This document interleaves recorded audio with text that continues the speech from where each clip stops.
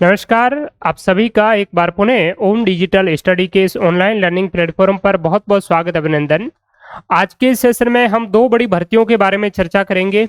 एक जो पटवार भर्ती परीक्षा 11 मई को प्रस्तावित थी, जिसको पोस्टपोन किया गया है, और एक आगामी और नई बड़ी भर्ती ग्राम विकास अधिकारी की, जो कि 12 जुलाई 2025 को होना प्रस्तावित है। तो इसके सिलेबस पर हम चर्चा करेंगे, कितने पोस्ट पर यह भर्ती होगी। इस संबंध में कुछ जानकारी कर्मचारी चयन बोर्ड के चेयरमैन महोदय के माध्यम से आपको मिली गई होगी। और जो पटवार की जो भर्ती है 11 मई 2025 को जो प्रस्तावित थी, उसको जो पोस्टपोन किया गया है, उसके पीछे क्या कारण है। और साथ ही साथ अगर आप पटवार का जो एग्जाम है वो पोस्टपोन हो रहा है और ग्राम विकास अधिकारी का एग्जाम पटवार से पहले होगा, तो ग्राम विकास अधिकारी का जो सिलेबस, आप जो पटवार की जो तैयारी कर रहे हैं, तो इस पटवार के साथ साथ में ग्राम विकास अधिकारी की प्रिपरेशन आप किस प्रकार से करेंगे, दोनों को सिलेबस को हम कंपैरेटिवली डिस्कस करेंगे। दूसरी बात है कि जो पटवार का एग्जाम 11 मई को प्रस्तावित था और उससे कुछ ही दिन पहले हमें ये जानकारी मिल रही है कि ये एग्जाम अब पोस्टपोन किया जाएगा। तो क्या पटवार के जो पेपर है अभी तो छप गए होंगे डेफिनेटली, क्योंकि बहुत कम दिन रहे हैं अभी एग्जाम के। लगभग आप 15 दिन मान करके चले, तो 15 दिन पहले, लगभग 2 महीने 1.5 महीने पहले जो पेपरों का काम होता है वो कंप्लीट है, वो हो चुका होता है। तो एक ये भी सवाल रहता है कि क्या पटवार भर्ती परीक्षा के पेपर में जो करंट अफेयर्स इत्यादि समसामयिकी से संबंधित जो प्रश्न पूछे जाएंगे, वो क्या वर्तमान डेट के आधार पर बने पेपर के अनुसार पूछे जाएंगे या फिर नए पेपर क्या बनेंगे नहीं बनेंगे, तो उस पर भी हमें वो चर्चा करेंगे। तो देखिए, पहले तो हम डिस्कस कर लेते हैं कि जो पटवार का एग्जाम है ये पोस्टपोन किए जाने के पीछे का क्या कारण है। क्योंकि कर्मचारी चयन बोर्ड अपना एक प्री प्लान शेड्यूल के अनुसार है वो चल रहा है, और फिर जो भर्ती है कुछ ही दिन पहले एग्जाम पोस्टपोन हो गया है। तो इसके पीछे सीधा सा कारण है, आप सभी को लगभग जानकारी होगी ही, कि वर्तमान प्रावधानों के अनुसार, कार्मिक विभाग के प्रावधानों के अनुसार, अगर किसी भर्ती परीक्षा में 50% से अधिक पदों में बढ़ोतरी की जाती है रनिंग भर्ती में, तो उस भर्ती का अगर एग्जाम नहीं हो जाता है और उससे पहले 50% पदों में बढ़ोतरी की जाती है, तो उस भर्ती के लिए दोबारा है वो फॉर्म रीओपन किए जाने का प्रावधान है। फॉर्म को दोबारा है वो भरवाया जाता है, जिससे कि अगर कोई ऐसा अभ्यर्थी जिन्होंने पहले उस भर्ती के लिए आवेदन नहीं किया था, वो भी दोबारा इस भर्ती में आवेदन कर सके। चूंकि पटवार की जो भर्ती है ये आपकी सीईटी के आधार पर, सीईटी के तहत आयोजित होने जा रही है। तो इसमें जितने जो सीरियस स्टूडेंट थे, जो सीईटी जिन्होंने क्लियर किया और बाद में पटवार बनना चाहते थे, तो लगभग तो स्टूडेंट ने कर दिया है, लेकिन फिर भी कुछ अगर पीछे रह गए हैं तो वो भी बाद में कोर्ट में जा सकते हैं, क्योंकि ये एक नियम है कि आपको फॉर्म रीओपन करने होंगे। और अब चूंकि केवल 15 ही दिन बचे हैं एग्जाम होने को, 10-12-15 दिन है, तो इससे 15 दिनों में फॉर्म रीओपन करके, फॉर्म भरवा करके दोबारा परीक्षा करवाया जाए, तो ये कतई संभव नहीं है। इसलिए इसको है वो पोस्टपोन किया गया है। अब पोस्टपोन किया गया है तो नई एग्जाम डेट है वो क्या रहेगी। तो नई एग्जाम डेट के बारे में कर्मचारी चयन बोर्ड के चेयरमैन महोदय के द्वारा ये कहना है कि हम अगस्त या सितंबर के आसपास में एग्जाम है वो रिकंडक्ट करवाएंगे, यानी कि कंडक्ट करवाएंगे। रिकंडक्ट तो क्या कोई एक बार तो हुआ नहीं है अभी तक, तो अगस्त सितंबर के आसपास में है। उन्होंने ये कहा है एग्जाम को दोबारा यानी कि आगे करवाए जाने की। तो ये इस भर्ती की बारे में। और दूसरी बात है कि अब तक का जो कैलेंडर है, उस कैलेंडर को अगर हम देखा जाए तो इसमें देखिए, ग्राम विकास अधिकारी का जो पेपर है आपका, ये तो आपका पटवारी का एग्जाम है जो 11 मई 2025 को अगले संडे को प्रस्तावित था, तो इसको जो है वो आपका अभी पोस्टपोन कर दिया गया है। इसके बाद वाले जो कनिष्ठ तकनीकी सहायक जो एग्जाम है वो आपका उसी आधार पर है वो रहने वाला है। ठीक बात है। और दूसरी बात करें तो ग्राम विकास अधिकारी की भर्ती के लिए भी जो अर्थना है वो राजस्थान कर्मचारी चयन बोर्ड के पास में रिकमेंडेशन है वो आ गया है, और इसी आधार पर आगामी कुछ ही दिनों में, लगभग अगले ही सप्ताह हो सकता है कि इसका नोटिफिकेशन ग्राम विकास अधिकारी का है वो जारी कर दिया जाए। और ग्राम विकास अधिकारी का पेपर आपका 12 जुलाई 2025 को होगा। इसके डेट में कोई किसी भी प्रकार का कोई संशोधन इत्यादि होने की संभावना नहीं है। इसी डेट को 12 जुलाई को ग्राम विकास अधिकारी का पेपर होगा। उसके बाद में आपका लाइब्रेरियन 3rd ग्रेड का पेपर है वो ग्राम विकास अधिकारी के कुछ एक सप्ताह बाद इसका पेपर है वो होने वाला है। फिर आपका प्लाटून कमांडर है, और फिर चतुर्थ श्रेणी का जो एग्जाम है वो आपका 19 सितंबर को है। तो यहाँ पर अगर हम पटवार के एग्जाम की करें कि पटवार का एग्जाम एक अगर डेट निर्धारित करें कि कब हो सकता है, तो 11 मई का जो एग्जाम है वो 11 अगस्त को हो सकता है। यहां पर देखिए आप 12 अगस्त को मंगलवार को जो एग्जाम है वो प्लाटून कमांडर का है, और 27 जुलाई इससे पहले का जो एग्जाम है वो पुस्तकालयाध्यक्ष ग्रेड का है। अगर आरपीएससी के शेड्यूल के अनुसार कोई डेट इस प्रकार से नहीं आती है साथ साथ में, तो हो सकता है आपका 11 अगस्त के दिन पेपर है वो कंडक्ट करवा लिया जाए राजस्थान कर्मचारी चयन बोर्ड के द्वारा पटवार भर्ती परीक्षा 2025 का। ठीक है, और ये जो भर्ती है वो कितने पदों के लिए अब होगी, तो आपके पदों की संख्या में बढ़ोतरी की है, तो अब 3727 पदों पर जो है वो भर्ती होगी। इस संबंध में कर्मचारी चयन बोर्ड के चेयरमैन महोदय के द्वारा ट्वीट करके ये जानकारी दी है कि 3727 पदों के लिए आपकी है ये भर्ती रहने वाली है। ठीक बात है, तो ये ट्वीट आपने है वो देख लिया होगा। तो अब जो है एग्जाम आपका इसी आधार पर इसी के आसपास में होने वाला है। अब सिलेबस पटवार का आप सभी को भली भांति जानकारी है ही, आप जो तैयारी कर रहे थे पटवार की, और कोई अभ्यर्थी पद बढ़े हुए पद को देख करके अगर इसमें आना चाहे कि हमें पटवार की भी तैयारी करनी है, तो इसके लिए भी आप है वो अगर सीईटी आपकी क्लियर है तो पटवार के लिए भी आप दोबारा आवेदन है मौका मिलेगा आपको, तो आवेदन आप करके इसकी तैयारी है वो कंटिन्यू रख सकेंगे। अब देखिए, इसको अगर आप ग्राम विकास अधिकारी की जो भर्ती है वो उस भर्ती के लिए जो अभी कहा है, जो रत्ना राजस्थान कर्मचारी चयन बोर्ड के चेयरमैन महोदय के पास में आई है, और इन्होंने कहा है कि 851 पदों की अर्थना हमें हमारे पास में ग्राम विकास अधिकारी की है वो आई है, और कुछ कमियां विभाग से क्लैरिफिकेशन लेकर के शीघ्र ही नोटिफिकेशन जारी करेंगे। कुछ कमियां हैं उसको है वो डिटेक्ट करके उसके बाद में है वो नोटिफिकेशन जारी करेंगे। इन्होंने ये भी कहा है कि एग्जाम की जो डेट है वो 12 जुलाई ही रहेगी, कोई बदलाव नहीं होगा।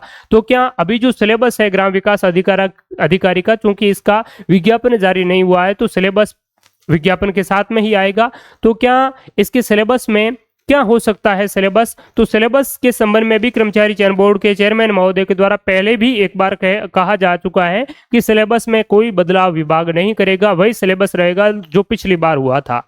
पिछली बार चूंकि ग्राम विकास अधिकारी के प्री और मेंस एग्जाम हुए थे, पटवार भी प्री और मेंस हुआ था, तो पटवार का जो है वो भी पिछली बार जो मेंस का रहा था वो सेम का सेम जो है वो पटवार का उसी तरीके से जो अब की बार ही भी पेपर है वो रहा है, सिलेबस वही रहा है, कोई बदलाव नहीं हुआ। ग्राम विकास अधिकारी की इस सिलेबस की अगर हम बात करें तो आप सिलेबस को अच्छी तरीके से यहाँ देख सकते हैं। 2021 का सिलेबस है।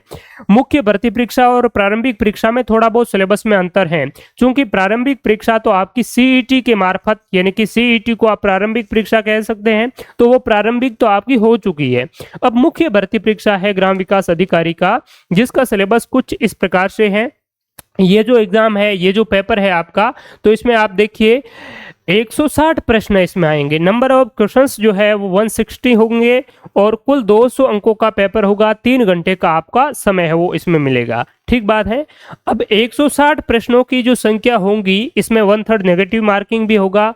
अगर इसमें सिलेबस की बात करें तो भाषा ज्ञान है जिसमें हिंदी और इंग्लिश है, ये दोनों ही आपके पटवार में भी है। गणित है, गणित भी, रीजनिंग गणित दोनों है, शायद पटवार में है, और इसमें भी आपकी जो गणित है वो है, रीजनिंग इसमें है वो शायद आपकी नहीं है। आगे डिटेल में दिया गया है, वो भी हम देख लेंगे इसका। दूसरी बात करें भूगोल और प्राकृतिक संसाधन, इसमें भारत का भूगोल, राजस्थान का भूगोल, विश्व भूगोल, तीनों ही भूगोल इसमें आपका सम्मिलित है। राजस्थान के संदर्भ में कृषि और आर्थिक संसाधन, यानी कि राजस्थान की इकोनॉमी है। कृषि वैसे भूगोल के अंतर्गत आप पढ़ते ही हैं, लेकिन उसको आर्थिक समीक्षा के प्रोस्पेक्टिव से और थोड़ा सा डीपली हमें पढ़ने की आवश्यकता है।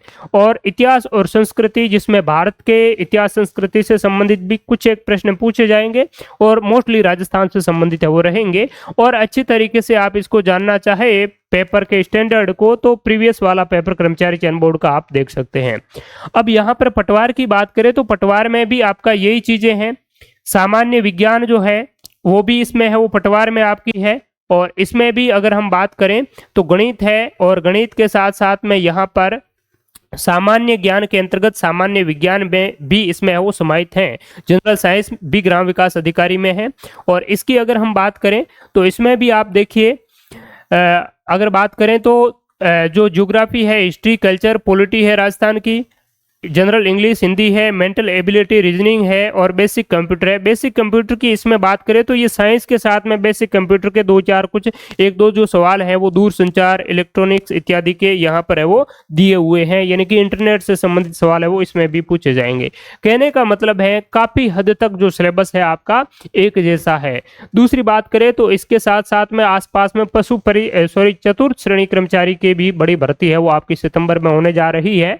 तो राजस्थान के जितने भी बेरोजगार हैं उन्होंने चतुर्थ श्रेणी की भर्ती के लिए भी आवेदन है वो किया है। आप सभी ने किया होगा अगर आप पूरी तरीके से बेरोजगार हैं तो उस चतुर्थ श्रेणी भर्ती में भी आप जो है साथ साथ में यही जीके इत्यादि है, सारा मैटर यही है, तो वो भी आप तैयारी है वो साथ साथ में पैरेलली, यानी कि सिलेबस को तीनों को ही आपको साथ में रख करके तैयारी करना है। इसमें अगर हम बात करें तो देखिए हिंदी में ये सारी चीज़ें दी गई है। इसके लिए हिंदी और इंग्लिश के लिए, इंग्लिश में इन्होंने कोई डिटेल में नहीं बताया है सीनियर सेकेंडरी एग्जाम लेवल का, और इसमें है वो स्टैंडर्ड दिया है। तो इंग्लिश वाला इसमें जो पटवार में जो डिटेल में जो दिया हुआ है वही आप इंग्लिश इसको है वो फॉलो कर सकते हैं, पटवार वाली ही इंग्लिश। पटवार में तो आपका क्या है, कंप्रेंशन ऑफ अनसीन पैसेज है, करेक्शन ऑफ कॉमन एरर्स है, synonym, antonyms, phrases and idiom phrases, यानी कि इसमें करेक्शन दे दिया है सेंटेंस वाला। तो सेंटेंस को करेक्शन को वही डिटेक्ट कर पाएगा जिसको जो अंग्रेजी का वो के उसका बेसिक जो ज्ञान है टेंस का है, इसके अलावा सब्जेक्ट वर्ब एग्रीमेंट इत्यादि है, तो वो सारी अगर थोड़ी सी अच्छी तरीके से नॉलेज है तो वही आपका डिटेक्ट है वो कर पाएगा। तो कहने का मतलब है आपका इंग्लिश जो है वो आपको थोड़ी बहुत बेसिक स्टैंडर्ड वाली जो तैयार है वो आपको करनी है, और ज़्यादा कोई इंग्लिश में ऐसे ये रॉकेट साइंस है वो नहीं है, बहुत इजीली आप वो तैयार कर सकते हैं, अच्छे अंक गेन कर सकते हैं इंग्लिश और हिंदी दोनों में ही। ठीक है, तो हिंदी में इन्होंने डिटेल में दे रखी है। मैथ्स की बात करें तो मैथ्स यहाँ पर आप देख सकते हैं सारे टॉपिक इसमें है वो दिए गए हैं। समसामयिकी भी है राजस्थान, भारत और अंतर्राष्ट्रीय स्तर की। सामान्य विज्ञान इसमें है वो आपकी दी हुई है, और विज्ञान में भी इन्होंने कुछ डिटेल में है वो नहीं बताया है, जबकि इसके विज्ञान में यानी कि पटवार की जो साइंस है, इस पटवार की साइंस में इन्होंने ये बता रखा है। इसमें भी गोलमाल ही उन्होंने वैसे है वो चीजें बताई है कि विज्ञान के सामान्य आधारभूत तत्व है, दैनिक विज्ञान, एवरीडे जो साइंस में तो सारी चीजें है वो आपकी आई जाती है। इसके अलावा इन्होंने कुछ चीजें स्पेसिफाई की है, मानव शरीर, आहार, पोषण, स्वास्थ्य, देखभाल, यानी कि इस टॉपिक से मानव स्वास्थ्य है, आहार है, पोषण है, इनसे तो आपको टॉपिक को अच्छी तरीके से कवर करना है। यहाँ तो पटवार में डेफिनेटली सवाल पूछे जाएंगे। बाकी ऑल ओवर जनरल साइंस जो है वो आपको बेसिक 10th स्टैंडर्ड वाली तैयार कर लेनी है। इसके लिए आप एनसीईआरटी माध्यमिक शिक्षा बोर्ड 6th-10th स्टैंडर्ड वाली है वो थोड़ी सी ढंग से वो पढ़ लीजिए। साथ साथ में प्रीवियस पेपर है कर्मचारी चयन बोर्ड के 2015 से लेकर के 25 तक के, जिनका कंपाइलेशन हमारे मोबाइल एप्लीकेशन और हमारी वेबसाइट पर आपको मिल जाएगा, जिसमें जीके है, साइंस है, मैथ्स है, रीजनिंग है, कंप्यूटर है, सारी चीजें क्वेश्चंस फॉर्मेट में आपको पीडीएफ फॉर्मेट में मिल जाएगी, जिसको प्रिंट आउट करवा करके आप बहुत अच्छी तरीके से कर्मचारी चयन बोर्ड के पेपरों का स्टैंडर्ड है वो समझ सकते हैं कि साइंस के क्वेश्चंस किस प्रकार से पूछे जाते हैं। और ये जो चीज़ें दी गई है इस सिलेबस में कि जो आपकी एवरीडे जो साइंस है या फिर स्पेस टेक्नोलॉजी इत्यादि जो इसमें कहा गया है कि दिन प्रतिदिन की, ठीक है, तो वो जो चीज़ें ज़्यादातर कुछ चीज़ें करंट पर भी बेस्ड हो सकती है। ठीक है, तो करंट को थोड़ा सा आप ध्यान में रख करके चलिए और करंट के आधार पर यहाँ से चीज़ें वो पूछी जा सकती है। दूसरी बात है कि 10th स्टैंडर्ड वाली और ये जो पेपर है इसका प्रीवियस पेपर है वो आप देखेंगे तो आपको ये जो चीज़ें हैं कुछ ज़्यादा आपके सीधे तौर पर नहीं कही गई है इसमें, तो वो आप इनके PYQs देखेंगे तब आपको पता चलेगा कि पर्टिकुलर जो एग्ज़ाम है उसमें हमें क्या पढ़ना चाहिए। और ये भी नहीं है कि इसमें जो जिस टॉपिक से पूछ लिया गया है साइंस के सवाल वो आपका सेम का सेम टॉपिक रिपीट भी हो जाए, क्योंकि 21-22 वाला पेपर दूसरे एग्जाम सेटर ने बनाया था, अब पेपर सेटर कोई और है। ठीक है, तो उस आधार पर पेपर सेटर की मंशा क्या रहती है, किस आधार पर रहती है, तो वो चीज़ें भी आपको थोड़े बहुत वर्तमान के जो एग्जाम है उसमें किस प्रकार के साइंस के क्वेश्चंस पूछे जाते हैं वो चीज़ें आप देखेंगे तो वो वर्तमान का पेपर का ट्रेंड जो है वो भी आपको समझ आएगा। तो PYQs तो देखने ही है और वर्तमान के जो पेपर्स हैं उनको भी आपको साथ में लेकर के चलना है। दूसरी बात करें भूगोल और प्राकृतिक संसाधन, इसमें आपका 30 अंकों का रहेगा, जिसमें संसार के व्यापक भौगोलिक क्षेत्र, महत्वपूर्ण स्थान, नदियां, पहाड़, महाद्वीप इत्यादि, ये आप 6 से लगा करके 10th या 11th 12th तक वाली जो बुक है एनसीईआरटी या माध्यमिक शिक्षा बोर्ड वाली, तो उससे आप है वो कवर करेंगे तो अच्छी तरीके से हो जाएगा, कोई दिक्कत नहीं आएगी। यहाँ भारत का पर्यावरण और वन्यजीव इकोलॉजी इत्यादि है।